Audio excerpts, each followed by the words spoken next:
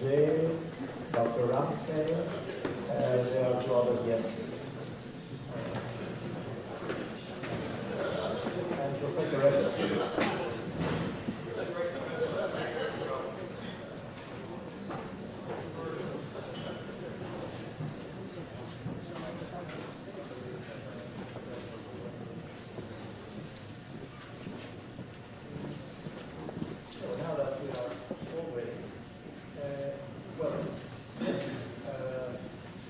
The first session was a few hours before.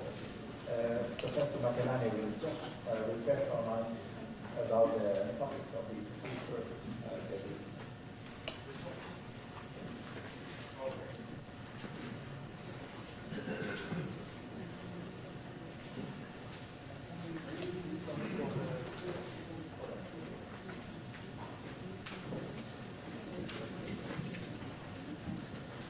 Well, just to give you a quick reminder, ladies and gentlemen, we have the opening remarks by Professor Everett on the Kelvin equation, interesting comments there. Then we have the paper by Professor Rodriguez Reynoso on estimating micropore sizes in carbon molecular sieves produced by chemical activation using KOH and using gas absorption and immersion calorimetry. Then the paper by Dr. Norman on the use of magic angle spinning NMR for absorption and activated carbon. And then finally, in the first session, we have a paper by Dr. Evans Everett on the assessment of 12 factors in activated carbons by USACs and also by molecular signatures. And then, in case you were somewhat sleepy, we just had after Professor Connor's presentation on the determination of absorption isotones of argon at various low relative pressures, as low as 10 to the minus 7, and looking for adaptation of the calibration. Then from Dr. Ramsey, absorption, desorption of benzene followed on silicas, followed in situ by science. And just lastly, Professor Kaneko's presentation on the structure of water in microporous carbons, followed by X-ray diffraction. So now we can use any order. The first come, first served basis for those who are putting questions. So, who wants to start? Yes, and you start telling. For whom? Well, you start telling your name, a country, and to whom the question is. My name is Mike Westmeyer from the Netherlands, and I have a question for Professor Reynoso. He's ready. You found a specific change in behavior between carbon dioxide and nitrogen absorption in micropore at point 4. Does that hold for all CO2 carbon measured in your lab? I mean, there are so many numerous numbers of series that need to change. But does that figure of point 4 really hold? If so, you could also check it for other materials than carbons. And is it changed or not? Well, the use of carbon dioxide and nitrogen comes from GESBAC. And when we realized that carbons that theoretically should have high surface area, measured by nitrogen, the surface area was very low, or the micropore volume was very low. Then is when we thought that could be due to problem of kinetics of diffusion at the low temperature. Since then, what we have been done is to compare the two in order to say, with only two isotopes, to have a very nice idea of the microporosity, mainly activated carbon. You see, when you go to other materials, then I am not sure that the interaction of the polar moment of the CO2 will be important enough to change the comparison. So I am referring mainly to activated carbon. porous carbons in general. It is true that around 0.4 cubic centimeter per gram, as measured by CO2, is when carbon dioxide and nitrogen become similar. This means that it is the pore size in which the two can enter easily. Provided you, I want to say that, provided you do the nitrogen at 77 K, because if you increase the temperature of absorption of nitrogen from 77 to say 87 using liquid argon, then you don't have that problem. With only 10 degrees increase in the absorption temperature, nitrogen can get in the normal time of measurement of any commercial equipment. So coming back to the original point, it is between 0.35 and 0.4 cubic centimeter per gram, in which in many cities of activated carbon, it is the limit. Provided you don't use phosphoric acid or zinc chloride activation, because in this case, the limit is much lower. Only in the very low value of V0 is when carbon dioxide is higher than 9. So it depends in the way in which the char is subjected to activation. When the activation is slow or not too drastic, then the value of micropore volume separating the two is about 0.4, 0.45. If the activation is drastic, then it can be 0.2.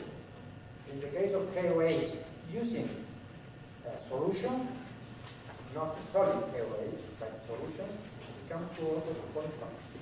I believe, I don't have so many data, with solid KOH, the value is lower, about 0.2.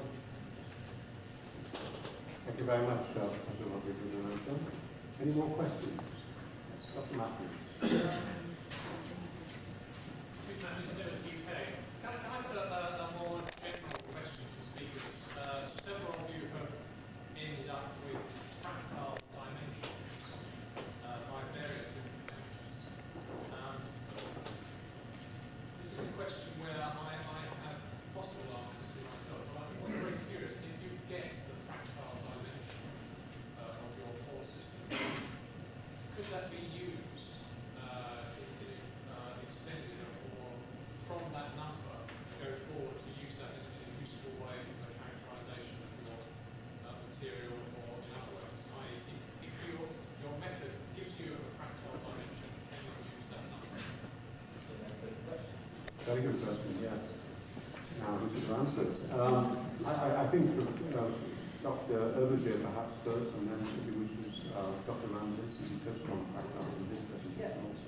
Okay, that's a good question.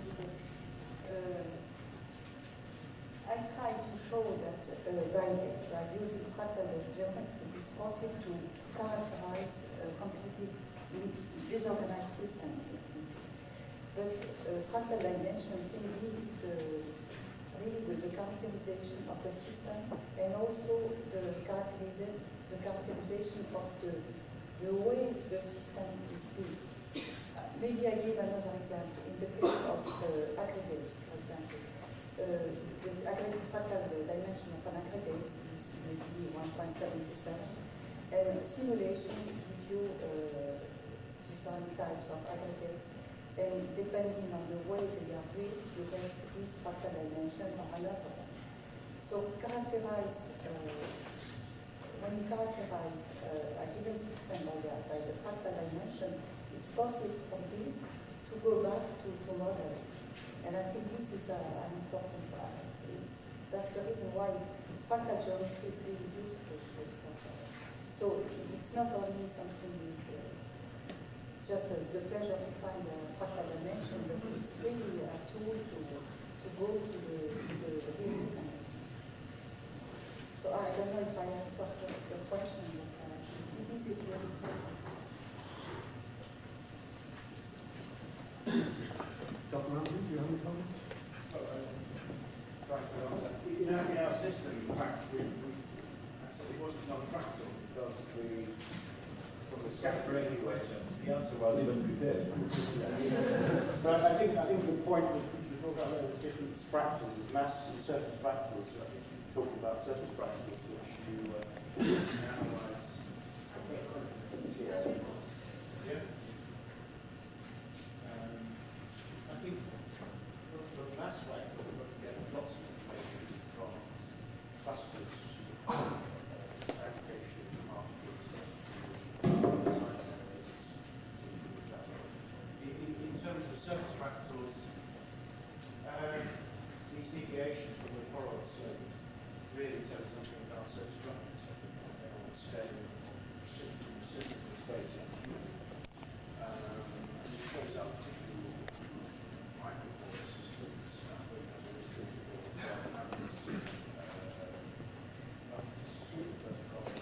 the scale of molecular dimensions. But I think the interpretation of some of these studies personally has been taken quite carefully. In the mass fractals, there are quite careful described associated particles with clusters, which relates to the volume or structure. So I would say I think Dr. Elsie wants to add a further comment. Can we try to speak the microphone?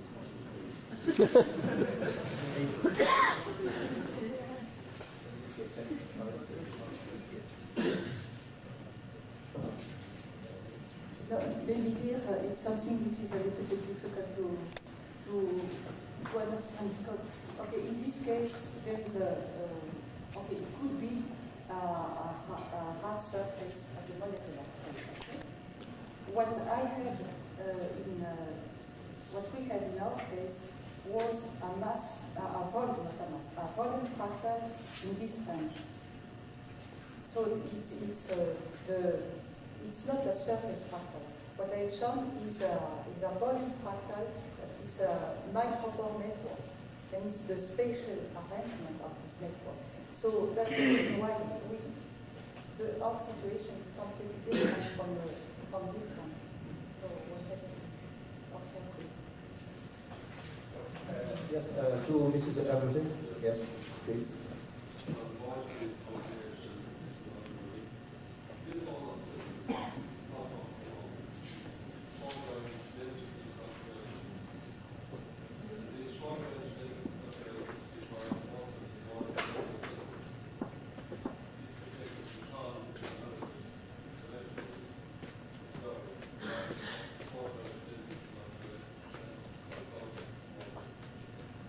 Okay, the curves, maybe I should the curves I've shown, they start at not too small, too high Q. So the length scale was stopped at 20 nanometers. So I think it's not possible to talk about short times density fluctuation.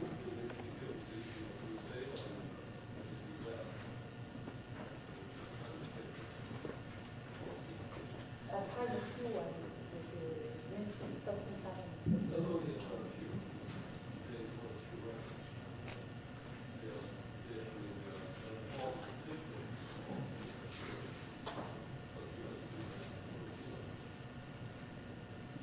Yes, but then we have seen a clear difference between the two types of activated canals. So the density fluctuation in the bulk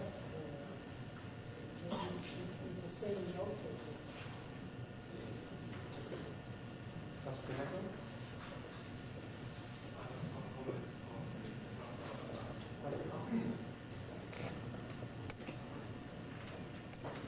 My view, the mass fractal should not have some serious problem.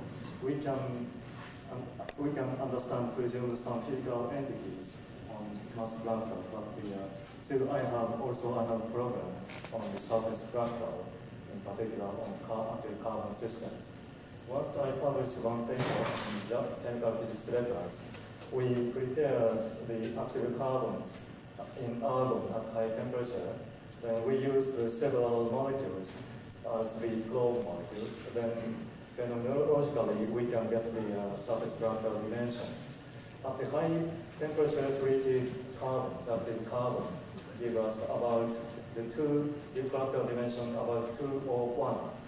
Then the phenomenologically, I can understand the pore surface should be characterized by the surface fractal technique. But still, if we can give some physical pictures on such the fractal analysis, we have a problem. How can we consider the physical entity on such small limit, some physical structures? So I also have the same question still. Yes, there is. Yes. Short if possible, because we shall try to switch to another thing. No, when we are looking for absorption and using molecules as whole, then you have to take into account interactions. And this may change the value of the fractal dimension you measure. Maybe we can discuss this point on the poster. Thanks. Would it be now a fractal-less question? Yes, one over there.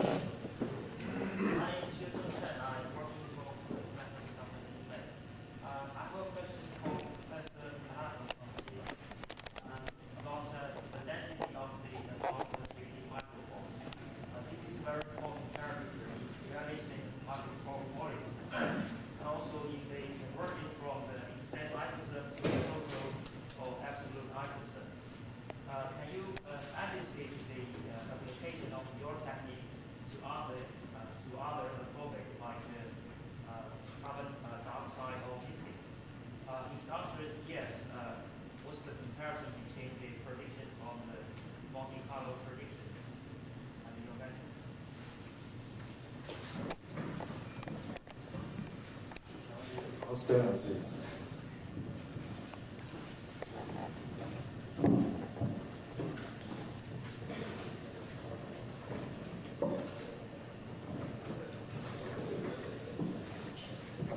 Still, it is quite difficult to determine absolute value of the density of molecules absorbed in micropores. In particular, very small molecule systems. But for example, the carbon tetrachlorides have relatively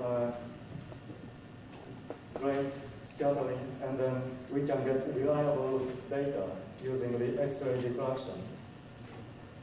However, in such a case, this is also the similar electron radial distribution function. In this case, also we can observe some unusual packing effects, and it's very sensitive to the pore width. And also the molecule cannot be packed in the very depend on the pore shape and the size. So still we cannot determine the absolute density of the molecules absorbed in micropores. And also, of course, we can calculate the density, molecular density using the simulation. This result is obtained with the aid of Professor Keith Gavins. My coworker Taka Suzuki calculated the electron radial distributions with the Monte Carlo simulation. So according to this simulation, we can determine the density value. But still, even we use the Monte Carlo simulation, we have problem in the density because the molecular center cannot, some restriction.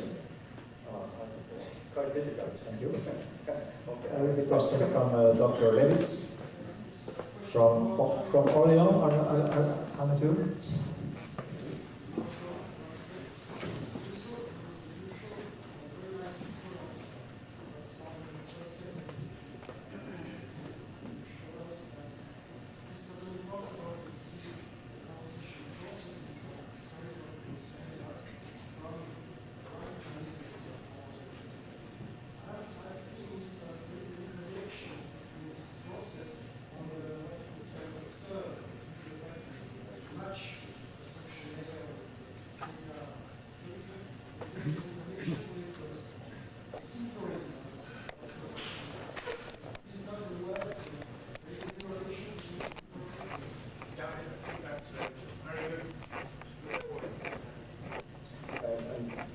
one looks at the small angle scattering of some of the gels I was describing after sintering, what one does see in effect is coalescence between the spheres at the points of contact.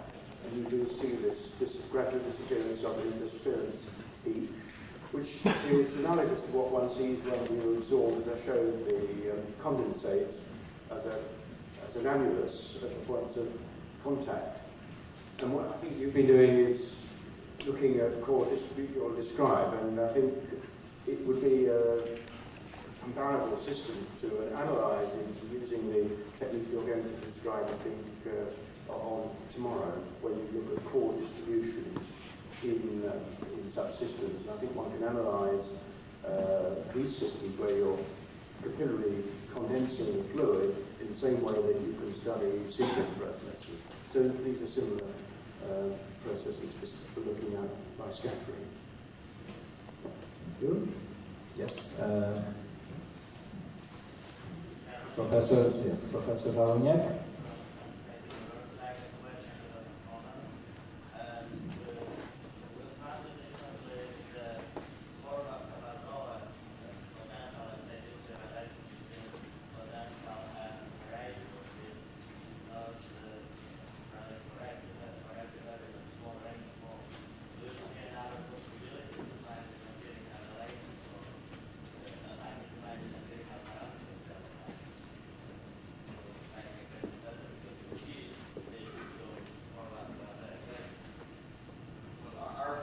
Twofold. One, just to, if you wanted to get a representation that looked like Horvath-Gazoe, to use a simpler relationship than an infinite series.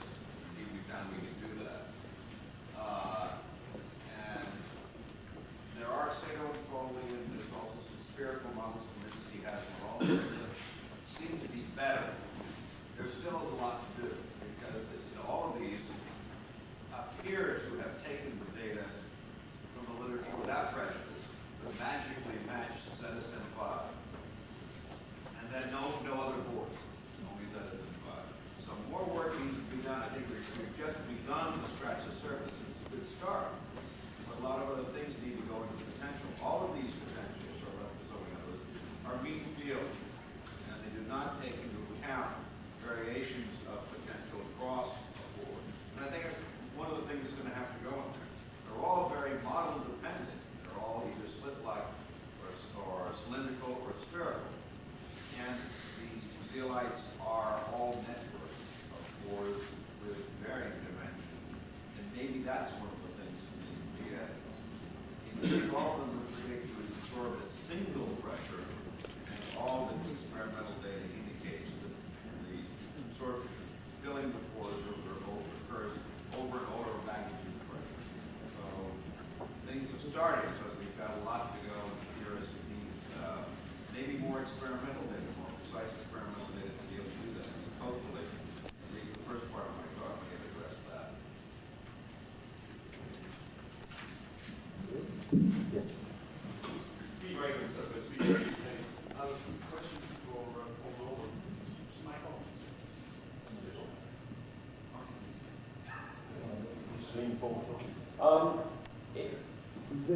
For those of us working in the practical areas of absorption, the precise nature of water and the porosity is quite important. And as I understand the claims being made for an aldering or an ice-like structure for water and the porosity, I was wondering, I know you appealed that we didn't ask any questions about Magic Animal NMR, but it occurs to me that surely this structural effect will appear in Robin's data. You would actually see the interactions, if so, did you, and if so, are they supported? Thanks. I think I mentioned that with the TEP absorption, when we looked at the T1 relaxation times, there was a sudden break at about 250 Kelvin, if I remember. We are going to do the same experiments with deuterium oxide, but in fact they're probably being done as we speak, as they say. Now I anticipate that we'll probably see a similar break. And I agree with you, that's got to be telling us something about the structure of the water in the pores. And I'll actually think, sitting here thinking about whether you can actually use this, because we can get a fairly good quantitative measure with deuterium oxide. we could actually measure the number of deuterium oxide molecules in a ball, I think, and get a fairly good number on that. I was just talking that over, and I think I'll have to go and see Robinson and do some experiments. But yes, I think we might have to get a handle on it with the NMR. The NMR has the beauty that you can see inside the pore structure, and you see a large bulk. I mean, we look at about half a gram of carbon at a time, and we see most of the pores in that half gram. So yes, I think there's some potential there. Thank you. Yes, that's Professor Rosenholm from Abo, England. Now, from the wetting of solids, it's known that the equilibrium values are not at all valid when you are doing it by enforced wetting. Instead, it goes pinning from the surface side to the next one. Now, in this conference, most of the molecules, being very, very interactive indeed, are treated only by their sizes. Now, my question relates to all of the lecturers. Now, in what way do you think that the interaction between the molecule and the surface, in the same way as the wetting, when you are thinking of time-dependent phenomena, influences the result? Now, if you have a very high interaction, of course, it behaves both as a physical site, but also with an interactive sort of size of the molecule, and it must, by the time, it will also influence the results. Can anyone of the lecturers start to respond to this? You, because you have mentioned also the enthalpy, and that certainly tells about the interaction. Yes, it's completely true. And then I think this is how important it is to select the non-pole sample as a reference.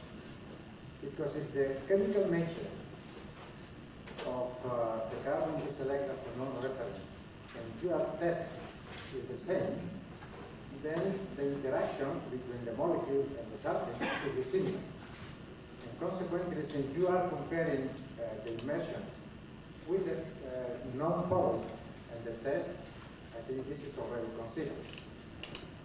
And of course, the problem when you use a molecule interacting specifically with the surface, not only just to determine considering the size, but also the interaction, then the time of experimental time can change a lot. And then sometimes it's very difficult to recover the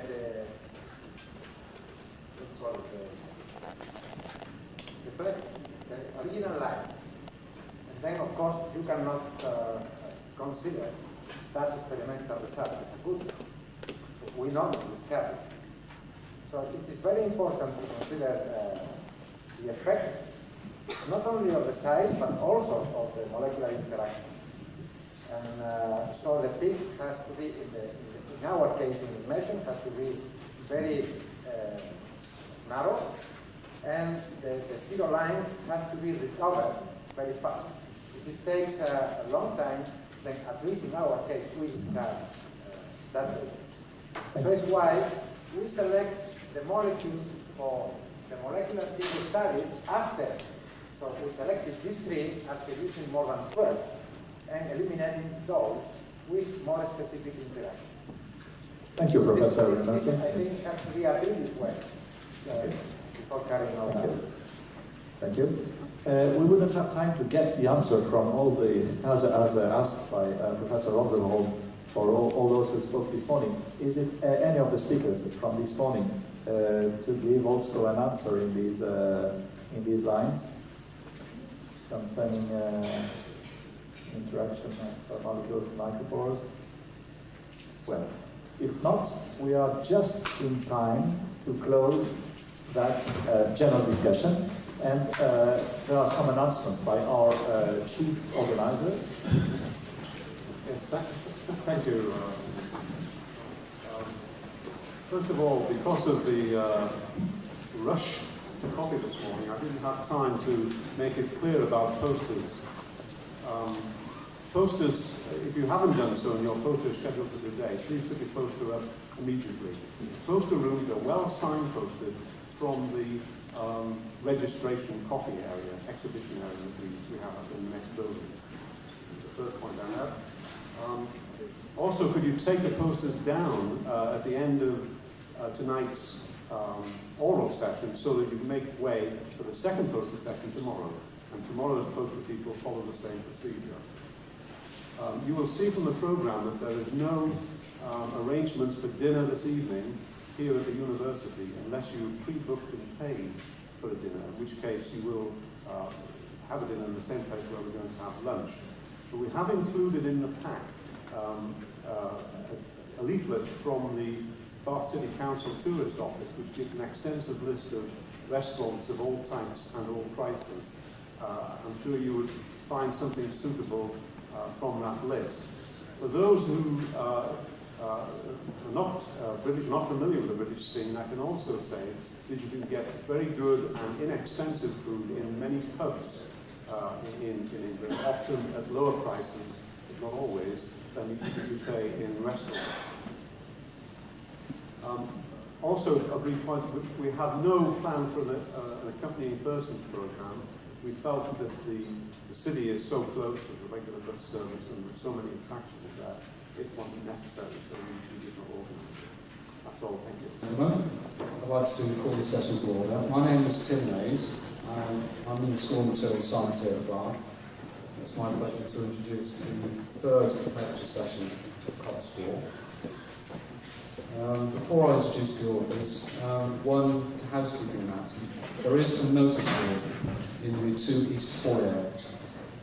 There are some messages for some delegates at the conference, and there's also some notices about the dinner. So please, would you have a look at that when you have a chance? Okay, back to the business of the day. We have 5 papers this afternoon from distinguished centres in the UK and in the USA. And the general theme of the papers is simulations and analytical aspects of absorption in porous solids. The abstracts can be found in the booklet from L7 to L11. And so without further ado, I'd like to introduce the first speaker this afternoon, Professor William Steele.